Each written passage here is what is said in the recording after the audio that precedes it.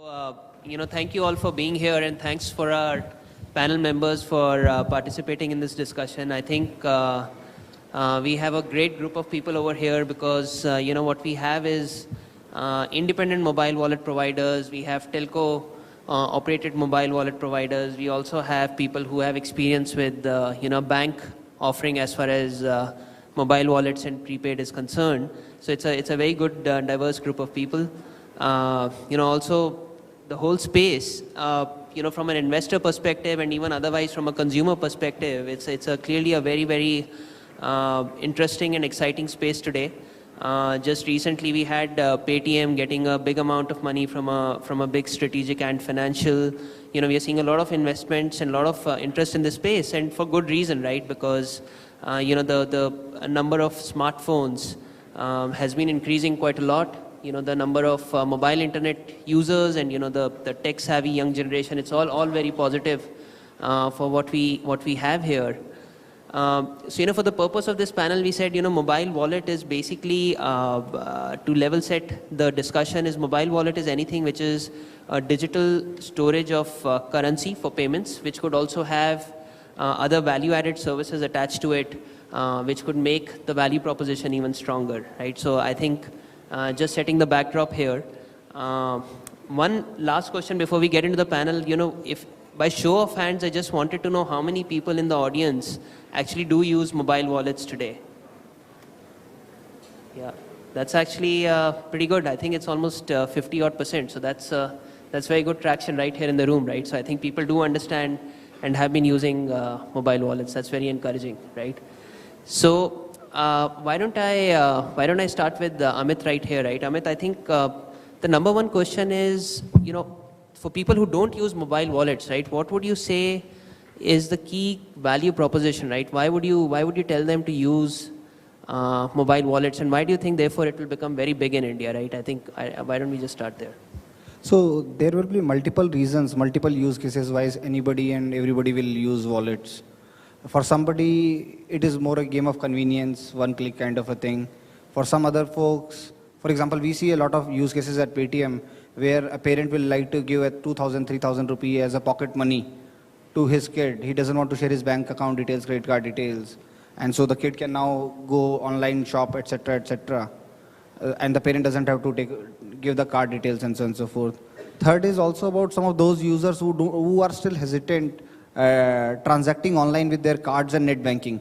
Because for example, if your card is a 1.5 lakh rupee limit and the details gets compromised, then you can't control the spend apart from blocking the card. In case of wallet, you can just exhaust the money, and the limit is also very, very small. So there will be multiple use cases, multiple reasons why anybody or everybody will use wallets. So Pradeep, you have anything to add to that on why you think as part of mRupee you think will become just to add to the use case perspective, it is always easy to remember your mobile phone and an MPIN, and being able to store all your credentials in terms of financial credentials in a common store and being able to use it. But the key to this particular piece is creating the use case and creating the ecosystem. You need to have both ends of the spectrum covered. One part is basically the merchant who needs to accept this instrument, and the other part is basically a customer who's willing to spend. You have to clearly look at ways and means of connecting both these ends of the spectrum to be able to adopt the mobile wallet story in the country, and that's I think in my mind is very, very key to the success of this mobile wallet. So I think both of what you're saying is actually very interesting, right? And I think that it's all about having the right use cases for the mobile wallet. And I think the next question, Sandeep, to you, right, is, what in the future you think could be the killer use case or use cases for, people or consumers to get onto the mobile wallet, right? And what could it be? And where is it today, you think, in terms of the real use case of how it's being used, and what could it be? So I think there are 2 points the way we look at it, right? In terms of when you're talking about mobile wallet, okay? The vision I think everybody is trying to move towards is that can you actually get rid of your physical wallet? Okay, now let's look at I'm just trying to give you a different perspective here. What does our physical wallet have? Our physical wallet typically has 3 compartments. One, we carry cash. Second, we carry bank-issued cards. And three, we actually carry something which called as closed-loop instruments, which has gift vouchers, gift cards, promo codes, coupons, so on and so forth. So the way we are looking at is that vision is going to be, can we, for example, digitize all of that experience with the use of a mobile phone? And when we are able to do that, that's where the entire ubiquity of the experience is going to come into the picture. Because consumers are actually increasingly carrying mobile phones in their hand. And how we can actually get their buying experience integrated into the mobile phone. It's going to be very critical how we can utilize all the three compartments through a mobile phone. So today, I think we are just started in India or even worldwide, where mobile wallets is typically the first thing, which is converting cash into somewhere you're holding it. But how we can really get, like through the use of card storage functionality, right? So today you have card on file, where you can securely store credit debit cards, on the mobile phone. Now, if regulators tomorrow are able to allow us to do transactions below a certain value, small ticket transactions without the second factor authentication, then you are able to actually make customer experience far better using that card storage, card function, card numbers which are stored on your mobile wallet. That's where the entire market is going to expand very interestingly. Because to see that, also look at from merchant standpoint, right? Today, whether it's e-commerce merchants or any other partner, there is a whole lot of promotion and marketing activities which happen. Now, how do we really get, rather than emailing promo codes or SMSing codes or issuing, for example, paper vouchers, how can we, for example, start getting integrated all that as part of the mobile wallet? So one thing which actually we are doing it along with our partners today is to say that use cases across these three scenarios, how it can integrate on our mobile wallet. And we are seeing very interesting use cases emerging out of that. And anything, maybe SP or Sandeep, you may answer it, anything on the regulations, because you touched on the regulations, right? What could help or not help the case of a wallet over a card, right? You're trying to replace a you're trying to replace a physical card with a digital wallet. From a regulation perspective, there has been a lot of debate around one-factor authentication, two-factor authentication for different form factors. There's some difference there. There's been discussion around the open loop and the semi-open loop, which makes you rely more on the banks versus rely less on banks. Just from a regulatory perspective, what could help or actually what could not help the case for digital wallets? Yeah, so I think as others have said, primarily the use cases which kind of help customers overcome certain pain points, that's what will lead to repeated usage. See, what happens normally is that we all know there is a tremendous advantage of keeping all these multiple components into a single mobile wallet. That's possible. But for customers to realize it and start using it, if he uses something once in 2 months, once in 3 months, like for example, remittances, which is a very popular, domestic remittances, which is very popular, people are going to retail outlets and getting it done. There is no need for him to know how to do it. So moment he starts using it thrice a day, 10 times a day, that's when the usage really picks up. Then it becomes very sticky. He cannot go every time to a retailer and say, can you help me do this for me? He has to do it himself. So those kind of use cases is critical. See, from a standpoint of regulatory, see, of course, we are always saying that cash out is something that will be helpful, but that is more helpful from a psychological standpoint. If I put in money, I don't have relevant use cases, I should be at least be able to take it out. So it's not a compelling regulatory requirement that I always need to pull that money out. So it's from a wallet standpoint, I think what is more critical is the ease of doing transactions painlessly. So coming to the one-factor, two-factor authentication, like for example, can you use it in a metro line or in a toll where there is no time for you to do any authentication. So those are things, those use cases, I start using it for two such use cases on a daily basis. I use it on a toll or on a metro on a daily basis. Then I will have less hesitation use it elsewhere. So it's more about consumer education and the painless way of doing a transaction. So that definitely regulations can help. Okay, you don't have to put multiple authentication for a simple 20, 30 rupees transaction. Certainly, yes. Totally makes sense. Thanks. And I think I'll come back to a couple of points you mentioned, SP, and what has been mentioned so far. But Srini, would be good to get your thoughts, right, on what you have seen a lot of these solutions being deployed as being part of Comviva and globally as well, right? Not just in India as well as globally.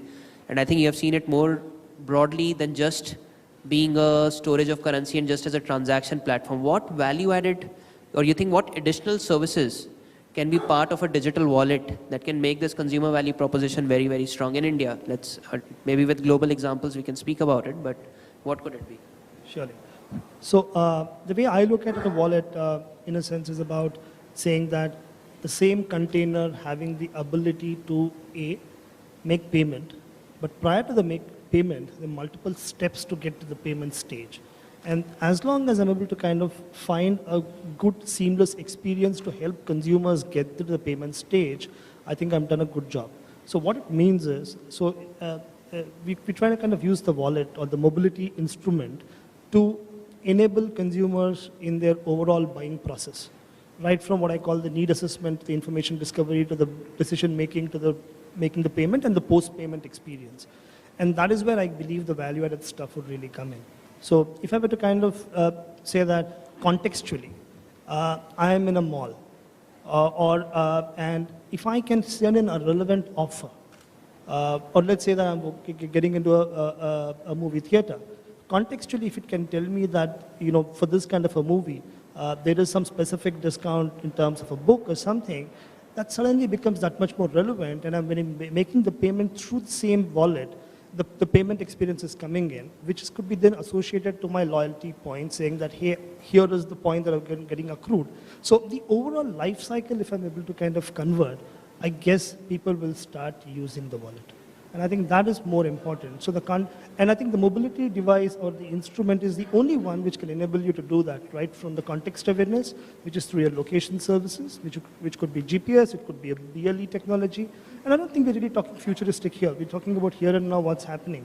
And the ability for me to kind of stitch up and ensure that I am understanding the journey of the consumer, bringing in the relevant intervention points to help them make a decision, pay for it, and will then make a wallet for me a success. That's a very, very relevant point, right? Because we are not just talking about consumer value proposition from the perspective of at the time of transaction, but actually what you could do before and after to make his experience even more fulsome.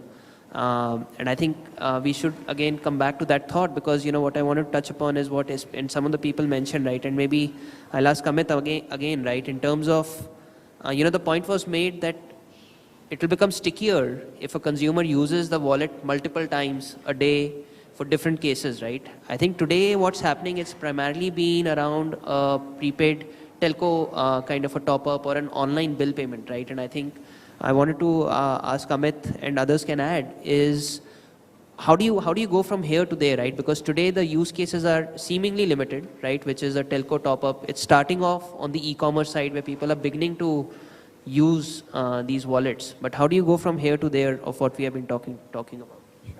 So for Paytm right now have close to about 70 million wallets, out of which close to about 30 million wallets would have transacted last month.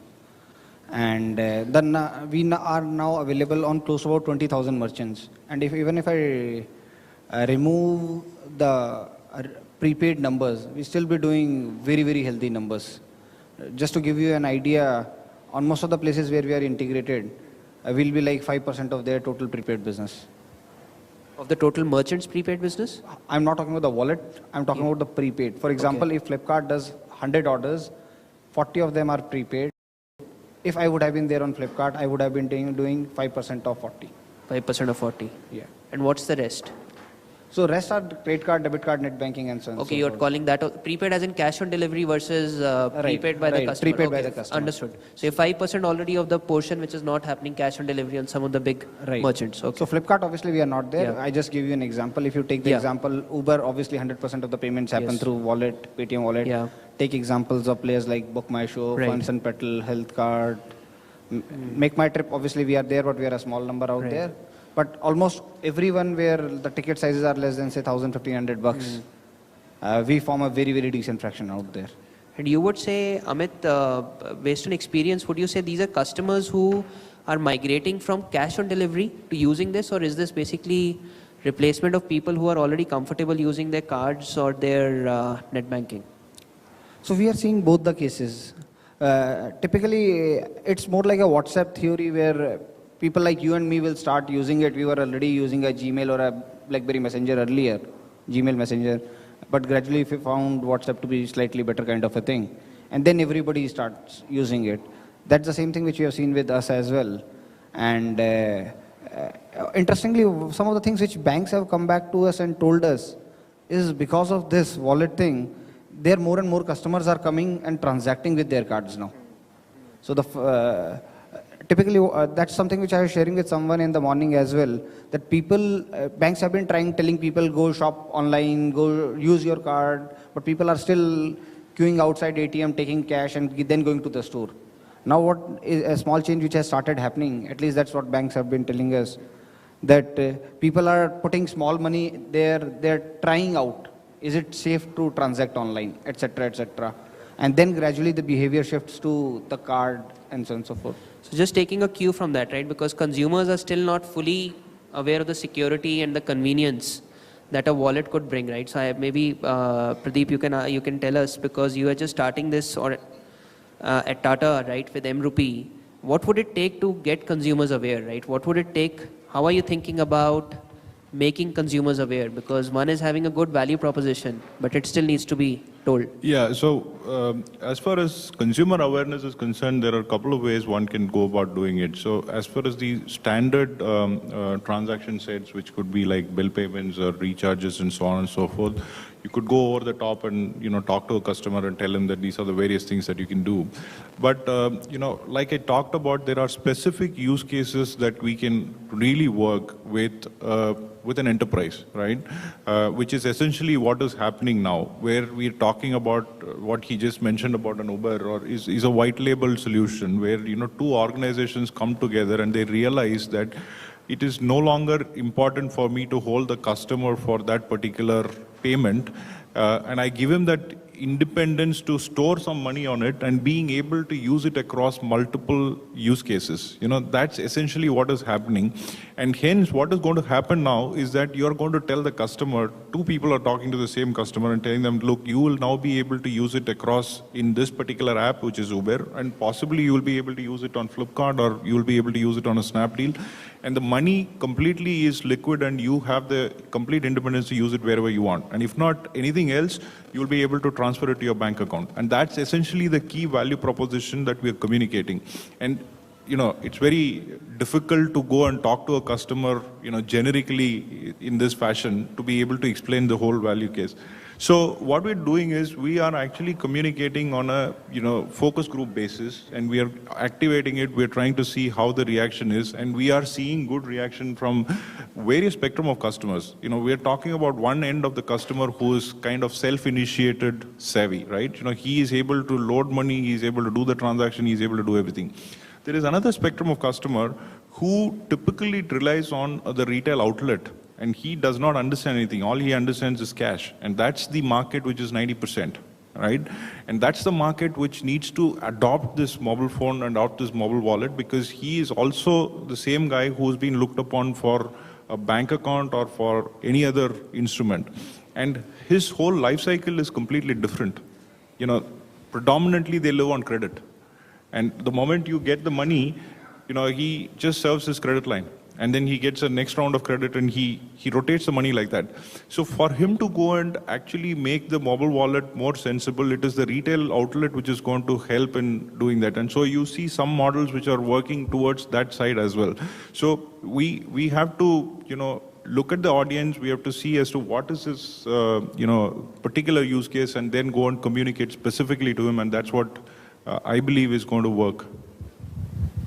And Pradeep, you said it right, which is physical is still 90%, right? And I think the obvious question then becomes, how important is the physical the physical world is even to a digital wallet, right? Because the wallet may be digital, but the use cases often can be in the physical world, right? So how are you thinking? And maybe Sandeep, you can tell from Transerve and otherwise, you're seeing people thinking about acceptance of a wallet at a physical location, because that will increase the number of times a customer can keep using his wallet, right? So that just goes back to that. Yeah. No, thanks. I think, Rajat, that's the one point that, we've been really working on for some time. So, one statistic that, and probably most of us are aware of that, majority of, earners, okay, people in India actually earn non-electronically, which means they receive their emoluments in cash or any other kind of form. So, when we start talking about the use cases, we have to see that, are we trying to convert currency or money which is already electronic into electronic format, or are we trying to say that we want to convert cash into electronic format?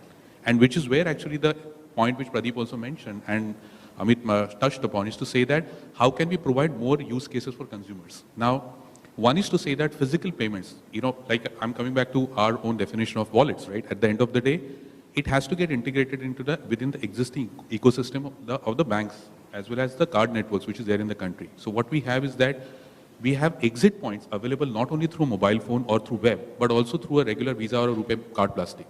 Okay, so at Transfer we offer that functionality to customers. Now, for which we have tie-up with banks. Some of our bank partners are, of course, present here in this room.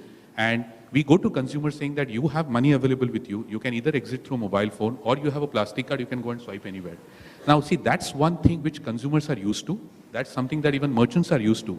Over a period of time, as experience starts building more and more in the mobile or a web format, people will certainly migrate.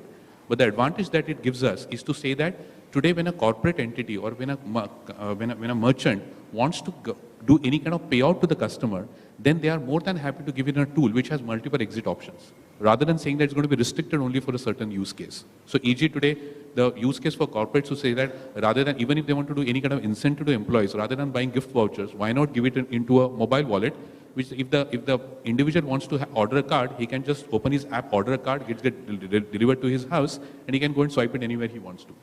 So what you're saying, Sandeep, is today you are made it form factor agnostic, basically saying your consumers have the same balance on both plastic as well as mobile, and they can use, wherever merchants are accepting cards, they can use the same balance. And that's what the proposition you have worked upon to say that it becomes accepted in the physical infrastructure. Absolutely. Yeah. And then over a period of time, then as consumer behavior will change. It will keep moving towards mobile phone, and eventually they will be able to start using it. But I think it will be very difficult for us to expect that consumers are going to lock, stock and barrel shift only to mobile, because see that, let's realize it, the ecosystem in terms of acceptance doesn't exist.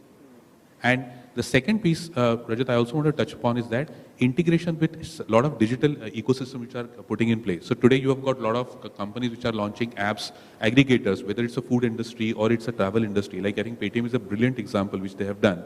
So similarly, we are able to actually integrate a wallet into various aggregator models. It's going to be very easier for consumers to start using it. So whether it is restaurant-related things or even if using your services like Grofers and so on and so forth, I think it's going to be very, very important how we work with them. So our approach really is that look at use cases, look at ecosystem, build a digital payment ecosystem where we sit in the middle and where we offer solutions to everybody.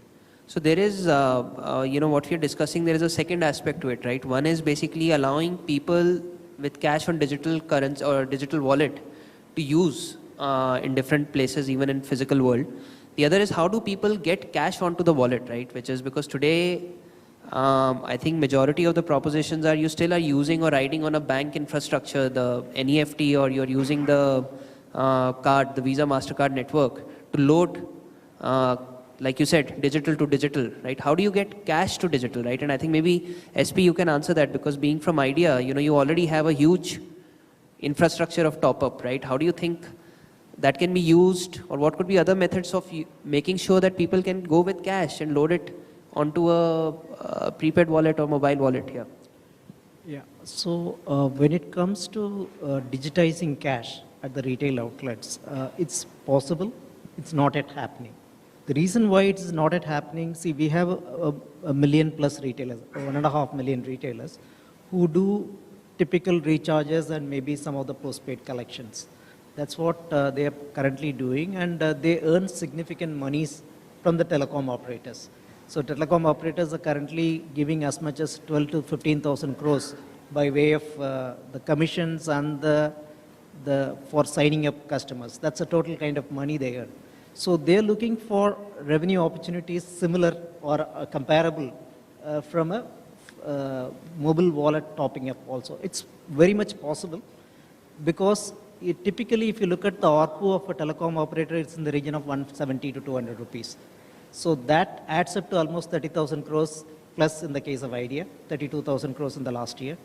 So if customers start topping up, instead of 200 rupees, 2,000 rupees or 5,000 rupees a month, then even if the commissions earned by the retailers are much smaller, it could be a significantly much larger sum, the overall earnings potential could be.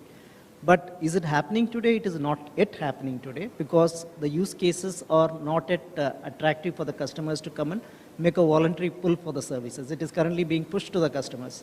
So this shift from push to pull is likely to happen with right kind of tipping points in the market in terms of right kind of use, the end user services which appeal to the customer. So this is the exercise which everybody is attempting. And there is no single answer to that. There is multiple use cases need to be created. Some will click with customers, some will not.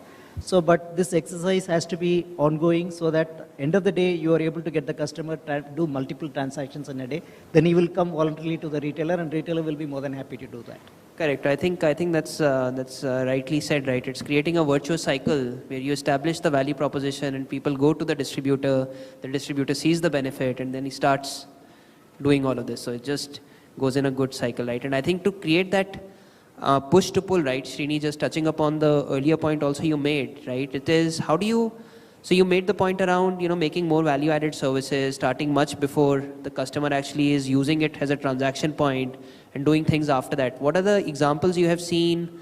What could be it in India that, you expand that value proposition much beyond how people are looking at today, right? And I think what could be the examples of that?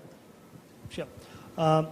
Because I think even the panel, we've kind of really touched upon two distinct segments, isn't it? One is what I call the cash economy. It could be called the so-called financial inclusion or whatever. But the other one is more for people who are kind of having the cards, and how do I enable that environment in the payments context. As far as the first point is concerned, and here I think I'll kind of intertwine a bit on the security aspect because that's something which I'm quite passionate about, is saying how do you entice or induce consumers to start using the wallet in the cash economy?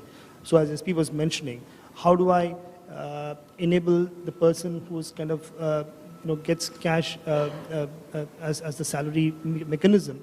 How do I enable that money to get into my wallet or the prepaid instrument? So once I'm able to kind of do that, the person should be able to kind of top up the mobile phone. While we kind of trivialize that aspect, that's very important for them. They end up recharging regularly but with small amounts. Then how do I send money home? How do I hook up that point in as well? So that really, as long as I'm able to understand what all that person is using in a given day, and the ability to kind of do it instantly, I think is critical as well. So today it's maybe in an assisted mode, but as the education goes along, it would be more in a self-service mode. So that's in the context of the cash economy or the people who really don't use the banking rails, if I may. Here, talking about the security, they don't care because for them, the basics are missing.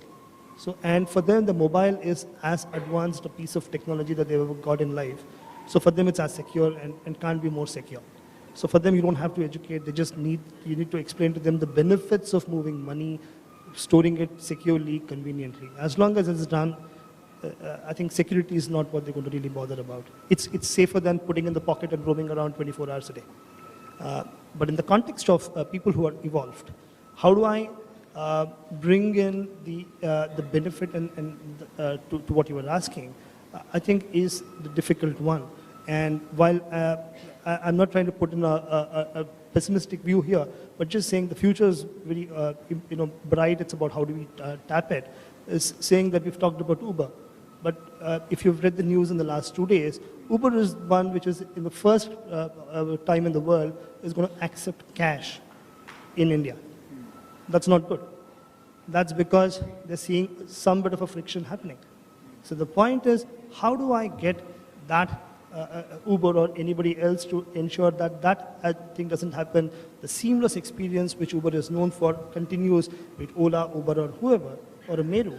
I think that's important. So for that, what it means is, how do I ensure that whichever instrument I have, I should have the ability to make a payment? That's point one. So just to kind of complete here, and that also means that people are using the app for the mobiles for multiple reasons, be it social networking or whatever. It's a question of saying, it's as simple and as convenient to use it for payments, as long as I'm able to kind of get all that stuff together. And that's where the security aspect would come in. And I'll just conclude this point here by saying that for me, security is a state of mind in that context of saying people are not using it not because they see it as insecure, because by nature we are irrational sometimes, but because they're not seeing the benefits over what I could kind of do in any other format. So as long as I'm able to get over that point, suddenly you will see the adoption rates shooting up. No, very interesting, Srini. And I think given we have Amit from Paytm, yeah, the point you made around Uber, and given we have Paytm here who works with Uber quite exclusively, would be good to know, Amit, do you think this is almost as a step, half a step backwards in terms of adoption of digital wallets, where, big player like Uber is saying, I need to enable cash also because I'm losing business, I'm losing out business because of that. How do you view this? No, I don't look it as a step backward. It's a truth of life that 95% of the Indian consumers are finally more comfortable with cash, and it is fairly obvious that it is going to take some time before some of these consumers will move to electronic payments method. If you have to reach out to these consumers, you'll have to start taking cash. You don't have a choice. Fair enough, yeah. But so the idea is very simple, even with Uber also, the idea is very simple, that gradually these users will have to be migrated to the electronic payments. The problem with cash, obviously, if I take the example of Uber itself, is the problem is with change. The guy doesn't have a right change at the point of time. Then they have to do a physical settlement because they will have to collect. Right now, till now, they never needed the points to collect money. So for example, what Meru and some of the other guys do is the airport counters are used as the counters where the settlement happens with the cash. Now Uber drivers will have to somehow figure out a way of depositing cash as well. So there are logistics challenges involved, but if you have to go to that customer, it is like Flipkart started the COD thing in India because the customers were not ready to use cards online at that point of time. Totally agree. I think it goes back to the value proposition to the customer, right? And how fast they adopt. I think till the time there's no ubiquity around these things, I think people will just try and enable everything, is the point you're making, which is a relevant one. Just switching topics quickly, one other aspect of this whole digital wallet is just the economic model of this, right? And I think we as investors also look at it and say, look, you are using for cash loading either a card infrastructure or a potentially a physical top-up distribution network, which has a cost attached. And then you have to pass on that cost ultimately to the final merchant where these wallets are going to get accepted. So that's the state today, right? But going forward, how does the economic model work? Maybe Amit, we'll start with you, and it'll be good to get other thoughts. How do you think the economic model of this all works? Because you're relying on other infrastructure while enabling this proposition. See, payments globally has always made money on scale. PayPal processes close to about $200-300 billion before, and now they are profitable. It took them 7, 8, 10 years before they became profitable. So if I look at from an India point of view, where right now only 2%, 3%, probably 5% of the transactions are happening digitally, when the 20% transactions start happening digitally, because the fixed cost, finally, does the payment business makes money? One is in terms of the interchange, the TDR, difference of money coming in the system versus the money going out. And second is more regarding how can you build more services around it. And the services can be related to the consumers, can be related to the merchants, and get the consumers or the merchants to pay extra. This is how the payment businesses globally make money, and it is a game of scale. Absolutely. I think absolutely it's a game of scale, right? Then the question is maybe for Pradeep is not everybody can have huge scale, right? And I think does this make it a winner take all, or maybe 2 or 3 people in the end who will make it big? And because if the economics work out at scale, then how do you think about the industry structure going forward? No, I don't think it's going to be like that, because I feel there is opportunity for many players to create this ecosystem, many players to participate in this ecosystem, and it is, just a corollary is a bank. So if you have 65 banks and you're still saying that 60% of the population is unbanked, and we are talking about maybe a 30 or 20 guys who are there as prepaid wallet issuers, and we are saying that 95% of the cash market we are going to address, And I don't think it's a problem of far too many players in there. It is about the very point that Amit just mentioned, right? You're talking about online, payments, right? Which is, in my mind, anywhere between 2 to 5% of the entire transaction which is happening in the country. Even if you take all the recharges that we do online, it is 2%, right? 95 to 98% of the recharges happen where a customer goes to a retail outlet and pays cash, gets it done. Now, the real challenge that we as an ecosystem need to address is this. You go to a merchant, which is an offline merchant. You tell him that my cost of doing this business is, let's say, 1.5% or 2%. And he is not interested. And that's the real reason as to why your merchant acquiring part of it did not scale beyond 4 lakhs. Even if you look at it from costs of 4 million POS terminals, and that's all we have, in a country which has got a billion population. So he does not see a value of actually letting go of 1.5%. And the collective challenge is here to actually educate that merchant, to tell him that, look, you are getting far more benefit than this 1.5% that you're losing, right? And the way today we see is very myopic, and we see this today, I am able to get 1.5%. How many times in our life that we have gone and used a credit card in a shop and that guy says that it's going to cost you 2% more? And that's the reality. And unless we address that part of it, I think it is going to, go around in circles, and we will find it a little more difficult to get this kind of ROI. And that's where the real challenge lies.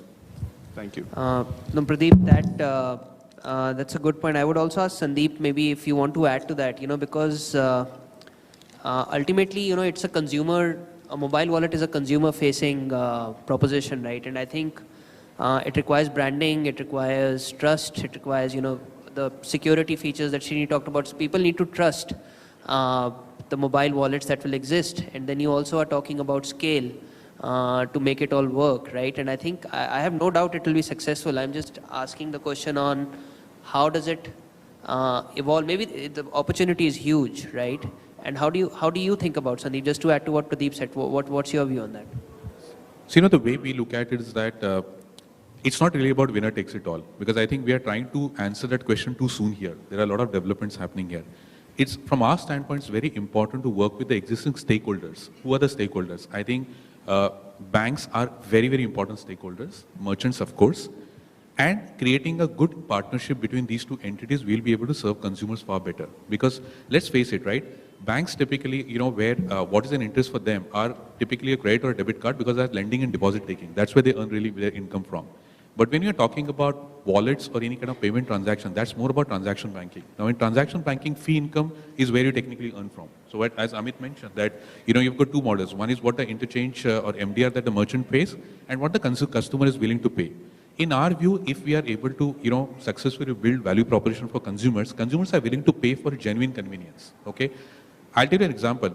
For example, things like Book My Show, they charge a convenience fee or about 10% over even over a charge, and most people are willing to pay for it, because who wants to travel all the way to box office and then book a ticket, right? Now, I'm saying that the challenge is up to us who are developing the products to ensure that we create a genuine value, and then the economics will slowly follow that. If you're trying to convert, for example, an existing user who is very happy using a credit debit card and wanting him to start using mobile wallets, then till the time you keep subsidizing that particular transaction, he'll keep using it. The more day you stop doing it, he's going to stop using it. So I think, to summarize, what I'm trying to say is that there is a lot work still has to happen in terms of building a true value proposition. Economies will happen if you're able to integrate with ecosystem players like corporates and merchants for whom you're serving a much bigger deal. So, e.g., if for an e-commerce player we are able to convert cash on delivery into pay at delivery, I think that's a big cost, that's a big change for him.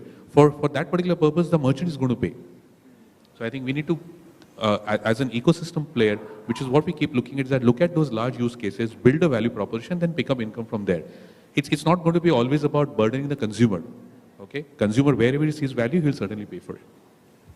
Great. So just the last topic before we open it up for Q&A, and maybe SP and Srini can respond to that. SP, for you, like as a telco-led wallet provider, right? What do you think are the advantages over others, right? Because you have idea who already has a lot of consumers, a lot of infrastructure, what do you think is the advantage you have over, let's say, an independent wallet provider or even a bank-led wallet provider? Because we have seen these banks come up, like ICICI Bank come up with Pockets, HDFC Bank has announced something they'll come up with. How do you think telco's strengths or weaknesses for that matter? Right. See, from a standpoint of strength of telcos, obviously, as you said rightly, we have over 150 million customers, 1.5 million distribution points, and an ability to use technology to deliver services, particularly low value, high volume services. That's what is our primary ability. If you look at the number of prepaid loadings, that is prepaid top-ups that's happening on a daily basis, we do almost about 18 million transactions a day. So that's the kind of number we do on the telecom front. So that gives us ability to scale real micro payments using the mobile wallets of customers and do that. So they've been doing it for several years, and they're quite conversant with how to do that as far as mobile top-ups are concerned. But the value chain in terms of their education to do it other services is yet to happen. That's tipping point. Once it happens, our ability to deliver those services in a seamless way for very small value micro transaction is a great strength that telcos have got compared to any other players in the market. Particularly, I mean, see, while we can also play the role of a digital payments route using the digital interfaces or the channels such as apps, web and WAP, etc., and also in the physical channels using the retailers and the distribution outlet. So that's a big advantage.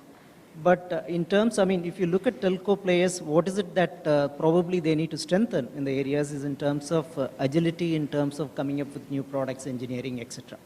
So that area, probably that's where an opportunity is there for us to work with startups and probably share APIs, come up, create an ecosystem of new use cases. It is not that it is only our responsibility to come up with new use cases. Use cases can come from anywhere as long as you are able to come out with a structure of how to share the revenue pie, then there is a possibility of doing those innovations in terms of use cases. So I think from that standpoint, we are very well positioned. There are weaknesses which can be overcome, but strengths has to be leveraged. That's what. Great.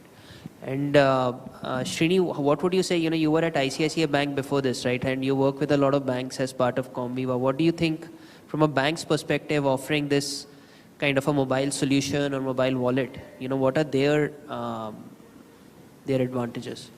So you've just mentioned a couple of initiatives that seem to be happening, right, by banks as well. So very clearly, what you see happening is the collapsing of just the banking or the payments world, but getting into the overall commerce transaction. And that's what Pockets is trying to do. That's what HDFC or an Axis that we kind of see. So what I kind of, banks really do is exactly that. Focus on the overall commerce transaction, for which you would really need an alliance partner. You need to kind of work with the merchants and the like, or anybody else in the overall ecosystem that SP just mentioned about. Because till you don't foster the ecosystem, I don't think this whole aspect would kind of move forward. And in that context, we've talked a lot in the context of a lot of online or remote payments. But for me, even what banks are looking at and the way I believe the industry would really move forward and needs to happen if it were to be successful is saying, how do I blend in the online remote payments to the proximity stroke over-the-counter payments? So a bit of it happening in the taxi side, for example, but if I were to just extend the point about what Sandeep mentioned, for example, ICICI also offers the ability to buy a movie ticket. But once that is done, there's still a friction where I go and take the movie, the ticket is still taken at the counter. Why can't it come to me as a QR code? And then I just flash my same wallet across and walk into the theater because the seats are assigned to me already. So that's what banks are obviously going to focus on, anybody else for that matter. So the ability for me to kind of blend in the online and the real or the physical world is what is important. So be it QR code, NFC, I think that's what people seem to be looking at. Great. Thank you. Thank you very much to all the panel members for doing this. Yeah, thanks. Great discussion. Thank you. Thank you very much.